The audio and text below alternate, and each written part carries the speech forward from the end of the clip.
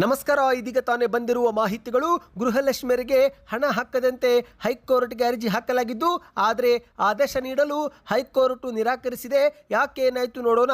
ಇನ್ನು ಕರ್ನಾಟಕದಲ್ಲಿ ಗೃಹಲಕ್ಷ್ಮಿ ಯೋಜನೆ ಹಣ ಬೇಡವೆಂದು ನಿರಾಕರಿಸಿದ ಮಹಿಳೆಯರ ಸಂಖ್ಯೆ ಕೇವಲ 91 ಎಂದು ಶಾಕಿಂಗ್ ಮಾಹಿತಿ ಹೊರಬಿದ್ದಿದೆ. ಎಲ್ಲ ಮಾಹಿತಿಗಳು ಬಂದಿವೆ ಸ್ನೇಹಿತರೆ. ಮುಖ್ಯಮಂತ್ರಿ ಸಿದ್ದರಾಮಯ್ಯನವರು ಮಾಡಿರುವ ಟ್ವೀಟ್ಗೆ ಆರೋಶಕ್ ಅವರು ತೀವ್ರವಾಗಿ ವಾಗ್ದಾಳಿ ಮಾಡಿದ್ದು ರಾಜಕೀಯದಲ್ಲಿ ಒಂದು ಹೊಸ ವಿವಾದ ಸೃಷ್ಟಿ ಮಾಡಿದ್ದಾರೆ. ಎಲ್ಲ ಮಾಹಿತಿ ನೋಡೋಣ. ಚಿನ್ನ ಪ್ರಿಯರಿಗೆ ಮತ್ತೊಂದು ಶಾಕಿಂಗ್ ಸುದ್ದಿ.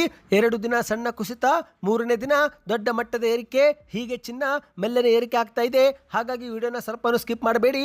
ಇನ್ನು ಕರ್ನಾಟಕದ ವಾಹನ ಮಾಲೀಕರಿಗೆ ಮತ್ತೊಂದು ಗುಡ್ ನ್ಯೂಸ್ ಕೊಟ್ಟ ರಾಜ್ಯ ಸರ್ಕಾರ. ಇನ್ನು ಮುಂದೆ ನೀವು ಹೆಚ್ಚುವರಿಯಾಗಿ ದಂಡ ಕಟ್ಟುವ ಅವಶ್ಯಕತೆ ಇಲ್ಲ.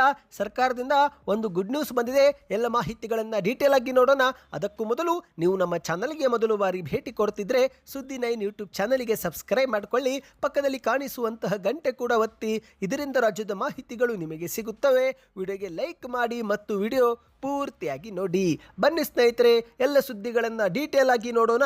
ಇದೀಗ ರಾಜ್ಯದ ಕಾಂಗ್ರೆಸ್ ಸರ್ಕಾರ ಅತಿ ವೇಗವಾಗಿ ಬಾಕಿ ಕಂತುಗಳನ್ನು ಜಮೆ ಮಾಡ್ತಾ ಇದೆ. ಹೌದು, ಜನವರಿಯಲ್ಲಿ 24ನೇ ಕಂತು, ಫೆಬ್ರವರಿಯಲ್ಲಿ 25, 26 ಕಂತು ಮತ್ತು ಮಾರ್ಚಲ್ಲಿ 27, 28 ಮತ್ತು ಕೊನೆ ವಾರದಲ್ಲಿ 29ನೇ ಕಂತು ಕೂಡ ಹಾಕಲಾಗಿದೆ. ಹೌದು ಸ್ನೇಹಿತರೆ, ಚಿತ್ರದುರ್ಗ ಜಿಲ್ಲಾ ಫಲಾನುಭವಿಗಳಿಗೆ ಇದುವರೆಗೆ 29 ಕಂತು ಜಮಾ ಆದರೆ ಸಾಕಷ್ಟು ಫಲಾನುಭವಿಗಳಿಗೆ 28ನೇ ಕಂತಿನವರೆಗೆ ಹಣ ಹಾಕಲಾಗಿದೆ. ಆದರೆ ಈಗ ಹೈಕೋರ್ಟ್ಗೆ ಗೃಹಲಕ್ಷ್ಮಿ ಯೋಜನೆ ಹಣವನ್ನು ತಡೆ ಹಿಡಿಯುವಂತೆ ಮನವಿ ಮಾಡಲಾಗಿದೆ. ಹೌದು ಸ್ನೇಹಿತರೆ, ರಾಜ್ಯದ ಗ್ಯಾರಂಟಿ ಯೋಜನೆಗಳಾದ ಗೃಹಲಕ್ಷ್ಮಿ, ಅನ್ನಭಾಗ್ಯ ಮತ್ತು ಯುವ ನಿಧಿ ಯೋಜನೆ ಹಣ ಬಿಡುಗಡೆಯನ್ನು ದಾವಣಗೆರೆ ದಕ್ಷಿಣ ಮತ್ತು ಬಾಗಲಕೋಟೆ ಉಪಚುನಾವಣಾ ಪ್ರಕ್ರಿಯೆ ಮುಗಿಯುವವರೆಗೂ ತಡೆ ಹಿಡಿಯಬೇಕು ಎಂದು ಕೋರಿ ಅರ್ಜಿ ಸಲ್ಲಿಕೆ ಮಾಡಲಾಗಿದ್ದು, ಆದರೆ ಹೈಕೋರ್ಟ್ ಮಧ್ಯಂತರ ಆದೇಶ ನೀಡಲು ನಿರಾಕರಿಸಿದೆ. ಹೌದು ಸ್ನೇಹಿತರೆ, ದಾವಣಗೆರೆ ನಿವಾಸಿ ಗೌತಮ್ ಕುಮಾರ್ ಜೈನ್ ಎನ್ನುವರು ಹೈಕೋರ್ಟ್ಗೆ ಈ ಒಂದು ಅರ್ಜಿ ಹಾಕಿದ್ದಾರೆ. ಉಪಚುನಾವಣೆ ನಡೆಯುತ್ತಿರುವ ಹಿನ್ನೆಲೆಯಲ್ಲಿ ಚುನಾವಣಾ ನೀತಿ ಸಂಹಿತೆ ಜಾರಿಯಲ್ಲಿರುವ ಕಾರಣ ಸರ್ಕಾರ ಈ ಒಂದು ಹಣ ಬಿಡುಗಡೆ ಮಾಡಬಾರದು. ಈ ಒಂದು ಹಣ ಬಿಡುಗಡೆ ಮಾಡಿದರೆ ಅದು ಮತದಾರರ ಮೇಲೆ ಪ್ರಭಾವ ಬೀರುತ್ತೆ. ಹಾಗಾಗಿ ಚುನಾವಣೆ ಮುಗಿಯುವವರೆಗೂ ಗೃಹಲಕ್ಷ್ಮಿ, ಅನ್ನಭಾಗ್ಯ ಮತ್ತು ಯುವ ನಿಧಿ ಯೋಜನೆ ಹಣ ಪಾವತಿ ಮಾಡದಂತೆ ನೀವು ಸರ್ಕಾರಕ್ಕೆ ನಿರ್ದೇಶನ ನೀಡಬೇಕು ಎಂದು ಹೈಕೋರ್ಟ್ಗೆ ಮನವಿ ಮಾಡಿದ್ದಾರೆ. ಆದರೆ ಸರ್ಕಾರದ ಪರ ಅಡ್ವೊಕೇಟ್ ಜನರಲ್ ಶಶಿಕರಣ್ ಶೆಟ್ಟಿ ಎನ್ನುವರು ತೀವ್ರ ಆಕ್ಷೇಪ ವ್ಯಕ್ತಪಡಿಸಿ ವಾದ ಮಂಡಿಸಿದ್ದು, ಇದೊಂದು ಕ್ಷುಲ್ಲಕ ಅರ್ಜಿ. ಇಂತಹ ಅರ್ಜಿಗಳನ್ನು ನ್ಯಾಯಾಲಯ ಪರಿಗಣಿಸಬಾರದು. ಅರ್ಜಿದಾರರು ಸುಳ್ಳು ಮಾಹಿತಿ ನೀಡಿದ್ದಾರೆ. ಅನ್ನಭಾಗ್ಯ, ಯುವ ನಿಧಿ ಮತ್ತು ಗೃಹಲಕ್ಷ್ಮಿ ಯೋಜನೆಗಳನ್ನು ಸರ್ಕಾರ ನಿಯಮಿತವಾಗಿ ಜಾರಿಗೆಗೊಳಿಸ್ತಾ ಇದೆ. ಪ್ರತಿ ತಿಂಗಳು ಲಕ್ಷಾಂತರ ಮಹಿಳೆಯರಿಗೆ ಗೃಹಲಕ್ಷ್ಮಿ ಯೋಜನೆ ಹಣ ಪಾವತಿ ಆಗ್ತಾ ಇದೆ. ಈ ಅಸತ್ಯದ ಆಧಾರದಲ್ಲಿ ಅರ್ಜಿ ಸಲ್ಲಿಕೆ ಮಾಡಲಾಗಿದ್ದು, ಹಾಗಾಗಿ ಅರ್ಜಿಯನ್ನು ವಜಾಗೊಳಿಸಬೇಕು ಮತ್ತು ಅರ್ಜಿ ಹಾಕಿದವರಿಗೆ ದಂಡ ವಿಧಿಸಬೇಕು ಎಂದು ಮನವಿ ಮಾಡಿದ್ದಾರೆ. ನಂತರ ಅರ್ಜಿದಾರರ ಪರ ವಾದ ಮಂಡಿಸಿದಂಥ ವಕೀಲ ಅರುಣ್ ಶ್ಯಾಮ್ ಎನ್ನುವರು ಅನ್ನಭಾಗ್ಯ ಯೋಜನೆಯನ್ನು ಕಳೆದ 6 ತಿಂಗಳಿನಿಂದ ಜಾರಿಗೆಗೊಳಿಸಿಲ್ಲ. ಯುವ ನಿಧಿ ಯೋಜನೆ ಹಣ ಫಲಾನುಭವಿಗಳಿಗೆ ಕೊಟ್ಟೇ ಇಲ್ಲ. ಗೃಹಲಕ್ಷ್ಮಿ ಯೋಜನೆ ಹಣವು ಕೂಡ ಹಲವು ತಿಂಗಳಿನಿಂದ ಜಮಾವಾಗಿಲ್ಲ. ಆದರೆ ಈಗ ಚುನಾವಣಾ ಹತ್ತಿರ ಇದ್ದಾಗ ಹಣ ಹಾಕುತ್ತಿದ್ದಾರೆ.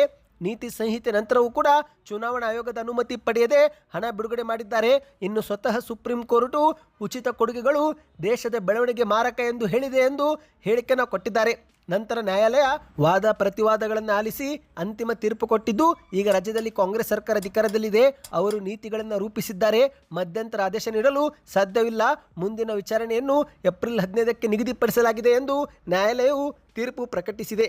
ಒಟ್ಟಿನಲ್ಲಿ ಸ್ನೇಹಿತರೆ, ಇದೀಗ ಏಪ್ರಿಲ್ 15ರಂದು ಮತ್ತೊಂದು ಬಾರಿ ವಿಚಾರಣೆ ನಡೆಯಲಿದೆ. ಬನ್ನಿ ಈಗ ಮತ್ತೊಂದು ಮಾಹಿತಿ ಏನೆಂದರೆ, ಕರ್ನಾಟಕದಲ್ಲಿ ಗೃಹಲಕ್ಷ್ಮಿ ಯೋಜನೆ ಹಣ ಬೇಡ ಎಂದು ನಿರಾಕರಿಸಿರುವ ಮಹಿಳೆಯರ ಸಂಖ್ಯೆ ಕೇವಲ 91 ಎಂದು ಹೇಳಲಾಗ್ತಾ ಇದೆ. ಹೌದು, ಇತ್ತೀಚೆಗೆ ರಾಜ್ಯ ಸರ್ಕಾರ ಗೃಹಲಕ್ಷ್ಮಿ ಯೋಜನೆಯಡಿಯಲ್ಲಿ ಆರ್ಥಿಕವಾಗಿ ಸದೃಢರಾಗಿರುವರು ಸ್ವಯಂ ಪ್ರೇರಿತವಾಗಿ ಸೌಲಭ್ಯ ಬಿಟ್ಟು ಕೊಡಬೇಕು ಎಂದು ಸರ್ಕಾರ ಮನವಿ ಮಾಡಿತ್ತು. ಆದರೆ ಸರ್ಕಾರದ ಈ ಮನವಿಗೆ ರಾಜ್ಯಾದ್ಯಂತ ನಿರೀಕ್ಷಿತವಾದ ಸ್ಪಂದನೆ ಸಿಕ್ಕಿಲ್ಲ ಎನ್ನುವ ಒಂದು ಶಾಕಿಂಗ್ ಮಾಹಿತಿ ಹೊರಬಿದ್ದಿದೆ. ಹೌದು ಸ್ನೇಹಿತರೆ, ಕರ್ನಾಟಕದಲ್ಲಿ ಒಟ್ಟು 1,24,00,000 ಗೃಹಲಕ್ಷ್ಮಿ ಯೋಜನೆ ಫಲಾನುಭವಿಗಳಿದ್ದು, ಈ ಪೈಕಿ ಕೇವಲ 91 ಮಹಿಳೆಯರು ಮಾತ್ರ ನಮಗೆ ಈ ಸಹಾಯಧನ ಬೇಡ ಎಂಬ ಒಂದು ಹೇಳಿಕೆಯನ್ನು ಕೊಟ್ಟಿದ್ದಾರೆ. ಹೌದು, ಮಾಹಿತಿ ಪ್ರಕಾರ ಮೈಸೂರು ಜಿಲ್ಲೆಯಲ್ಲಿ ಅತಿ ಹೆಚ್ಚು ಮಹಿಳೆಯರು ಯೋಜನೆಯನ್ನು ನಿರಾಕರಿಸಿದ್ದಾರೆ. ಹೌದು, ಮೈಸೂರಲ್ಲಿ 16 ಮಹಿಳೆಯರು, ಬಳ್ಳಾರಿಯಲ್ಲಿ 13, ಬೆಳಗಾವಿಯಲ್ಲಿ 10, ಬಾಗಲಕೋಟೆಯಲ್ಲಿ 8 ಸೇರಿ ಒಟ್ಟು ರಾಜ್ಯಾದ್ಯಂತ ಕೇವಲ 91 ಮಹಿಳೆಯರು ಮಾತ್ರ ಗೃಹಲಕ್ಷ್ಮಿ ಸೌಲಭ್ಯವನ್ನು ನಿರಾಕರಿಸಿದ್ದಾರೆ. ಈ ಬಗ್ಗೆ ನಿಮ್ಮ ಅನಿಸಿಕೆ ಏನು? ಕಮೆಂಟ್ ಮಾಡಿ. ಬನ್ನಿ ಇದೀಗ 2ನೇ ಮಾಹಿತಿಗೆ ಹೋಗೋಣ. ರಾಜ್ಯದ ಮುಖ್ಯಮಂತ್ರಿ ಸಿದ್ದರಾಮಯ್ಯನವರು ಮಾಡಿರುವ ಟ್ವೀಟ್ಗೆ ಆರೋಶಕ್ ಅವರು ತಿರುಗೇಟು ಕಟ್ಟಿದ್ದಾರೆ. ಹೌದು, ಈಗ ನೀವು ಮೊದಲಿಗೆ ಮುಖ್ಯಮಂತ್ರಿ ಸಿದ್ದರಾಮಯ್ಯನವರ ಟ್ವೀಟ್ ನೋಡ್ತಿರ್ಬೋದು. ಈ ಒಂದು ಟ್ವೀಟ್ನಲ್ಲಿ ಮುಖ್ಯಮಂತ್ರಿಯವರು ಕನ್ನಡಿಗರು ತಮ್ಮ ಬೆವರು ಗಳಿಕೆಯಿಂದ ನೀಡುವ ₹1 ತೆರಿಗೆಗೆ ಪ್ರತಿಯಾಗಿ ಕೇಂದ್ರ ಸರ್ಕಾರ 15 ಪೈಸೆ ಮಾತ್ರ ವಾಪಸ್ಸು ನೀಡುತ್ತಿದೆ. ಇದನ್ನು ತೆರಿಗೆ ಭಯೋತ್ಪಾದನೆ ಎನ್ನಲೇ, ತೆರಿಗೆ ದರೋಡೆ ಎನ್ನಲೇ ಅಥವಾ ಈ ಪ್ರಶ್ನೆಗೆ ರಾಜ್ಯದ ಬಿಜೆಪಿ ನಾಯಕರು ಉತ್ತರಿಸುವ ಧೈರ್ಯ ಮಾಡುತ್ತಾರೆ ಎಂದು ಸಿದ್ದರಾಮಯ್ಯನವರು ಟ್ವೀಟ್ ಮಾಡಿದ್ರು. ಇದೇ ಟ್ವೀಟ್ಗೆ ಆರೋಶಕ್ ಅವರು ತಿರುಗೇಟು ಕೊಟ್ಟಿದ್ದಾರೆ. ಈಗ ನೀವು ಸ್ಕ್ರೀನ್ ಮೇಲೆ ಆರೋಶಕ್ ಅವರ ಟ್ವೀಟನ್ನು ನೋಡ್ತಿರಬಹುದು. ಸ್ವಾಮಿ ಸಿಎಂ ಸಿದ್ದರಾಮಯ್ಯನವರೇ, ಒಂದು ಸುಳ್ಳನ್ನು 100 ಬಾರಿ ಅಲ್ಲ 1000 ಬಾರಿ ಹೇಳಿದರೂ ಅದು ಸತ್ಯವಾಗುವುದಿಲ್ಲ.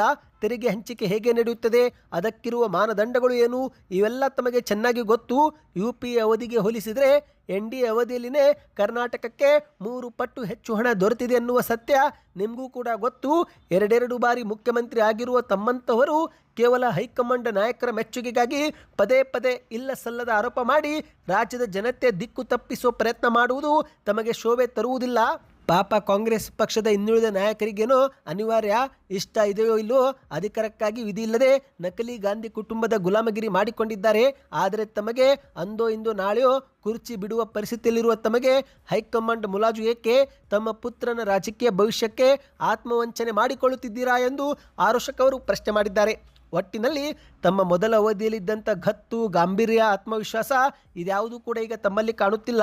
ಜನತಾ ಪರಿವಾರದಿಂದ, ಸಮಾಜವಾದಿ ಹಿನ್ನೆಲೆಯಿಂದ ಬಂದ ತಮಗೆ ಈ ರೀತಿ ಕುರ್ಚಿಗಾಗಿ, ಮಗನ ಭವಿಷ್ಯಕ್ಕಾಗಿ ನಕಲಿ ಗಾಂಧಿ ಕುಟುಂಬದ ಓಲೈಕೆ ಮಾಡುವ ಪರಿಸ್ಥಿತಿ ಬರಬಾರದಿತ್ತು.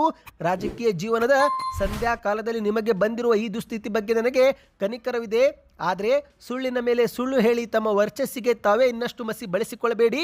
ಪ್ರಜ್ಞಾವಂತ ಕನ್ನಡಿಗರ ಮುಂದೆ ಇನ್ನಷ್ಟು ಸಣ್ಣವರಾಗಬೇಡಿ ಎಂದು ಆರೋಶಕ್ ಅವರು ಟ್ವೀಟ್ ಮಾಡಿದ್ದಾರೆ. ಬನ್ನಿ ಸ್ನೇಹಿತರೆ, ಮತ್ತೊಂದು ಮಾಹಿತಿಗೆ ಹೋಗೋಣ. ಇದೀಗ ಚಿನ್ನ ಮತ್ತು ಬೆಳ್ಳಿ ಪ್ರಿಯರಿಗೆ ಮತ್ತೊಂದು ಬಾರಿ ಶಾಕಿಂಗ್ ಸುದ್ದಿ. ಹೌದು ಸ್ನೇಹಿತರೆ, ಮತ್ತೊಮ್ಮೆ ಯುದ್ಧ ಮುಂದುವರೆದಿದ್ದು ಈಗ ಸದ್ಯಕ್ಕೆ ಯುದ್ಧ ನಿಲ್ಲುವ ಲಕ್ಷಣ ಕಾಣುತ್ತಿಲ್ಲ. ಆದರೆ ಏಪ್ರಿಲ್ 3ರಂದು ಮತ್ತೊಮ್ಮೆ ಚಿನ್ನದ ಬೆಲೆ ಏರಿಕೆಯಾಗಿದೆ. ಹೌದು ಗೆಳೆಯರೆ, 24 ಕ್ಯಾರೆಟ್ ಪ್ರತಿ ಗ್ರಾಮ್ ಬಂಗಾರದಲ್ಲಿ ₹196 ಏರಿಕೆ ಆಗುವ ಮೂಲಕ ಇದೀಗ 1 ಗ್ರಾಮ್ ಬಂಗಾರ ₹15,100 ಅಂದರೆ 10 ಗ್ರಾಮ್ಗೆ ₹1,51,000 ಮಾರಾಟವಾಗಿದೆ.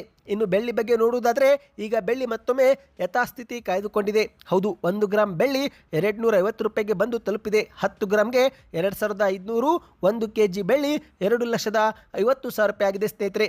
ಇನ್ನು ಶೀಘ್ರವೇ ಅಕ್ಷಯ ತೃತೀಯವು ಕೂಡ ಹತ್ತಿರದಲ್ಲಿದ್ದು ಹಾಗಾಗಿ ಮತ್ತೊಮ್ಮೆ ಬೆಲೆ ಏರಿಕೆ ಆಗುವ ಸಾಧ್ಯತೆ ಇದೆ ಎಂದು ಹೇಳಲಾಗ್ತಾ ಇದೆ. ಹೌದು, ಭಾರತದಂತಹ ದೇಶಗಳಲ್ಲಿ ಹಬ್ಬ ಮತ್ತು ಮದುವೆ ಸೀಸನ್ ಕೂಡ ಚಿನ್ನದ ಬೇಡಿಕೆಯನ್ನು ಇನ್ನಷ್ಟು ಹೆಚ್ಚಿಗೆ ಮಾಡುತ್ತೆ. ಮೊದಲೇ ಅಂತಾರಾಷ್ಟ್ರೀಯ ಮಾರುಕಟ್ಟೆಯಲ್ಲಿ ಮತ್ತೊಮ್ಮೆ ಚಿನ್ನ ಏರಿಕೆ ಆಗುತ್ತಿದ್ದು, ಇತ್ತ ಭಾರತದಲ್ಲಿ ಹಬ್ಬ ಮದುವೆ ಸೀಸನ್ ಕೂಡ ಚಿನ್ನದ ಬೇಡಿಕೆಯನ್ನು ಇನ್ನಷ್ಟು ಹೆಚ್ಚಿಗೆ ಮಾಡಿದೆ. ಇನ್ನೇನು ಅಕ್ಷಯ ತೃತೀಯವು ಕೂಡ ಹತ್ತಿರದಲ್ಲಿದೆ. ಹಾಗಾಗಿ ಚಿನ್ನದ ಬೆಲೆ ಮತ್ತಷ್ಟು ಏರಿಕೆ ಆಗಬಹುದು ಸ್ನೇಹಿತರೆ. ಮಾರುಕಟ್ಟೆಯಲ್ಲಿ ಬೇಡಿಕೆ ಹೆಚ್ಚಾದರೆ ಆಗ ಮತ್ತೆ ಬೆಲೆ ಏರಿಕೆ ಆಗುತ್ತೆ. ಹಾಗಾಗಿ ಚಿನ್ನ ಬೆಳ್ಳಿ ಖರೀದಿ ಮಾಡಲು ಯೋಚಿಸುತ್ತಿದ್ರೆ ಇದೊಂದು ಉತ್ತಮ ಸಮಯ. ಬನ್ನಿ ಈಗ ಕೊನೆಯ ಮಾಹಿತಿಗೆ ಹೋಗೋಣ. ನಿಮ್ಮ ಹತ್ತಿರವೂ ಕೂಡ 4 ಚಕ್ರದ ವಾಹನವಿದ್ದರೆ ಯಾವ ಕಂಪನಿಯ ಕಾರು ಇದೆ ಎಂಬುದನ್ನು ಕಮೆಂಟ್ ಮಾಡಿ.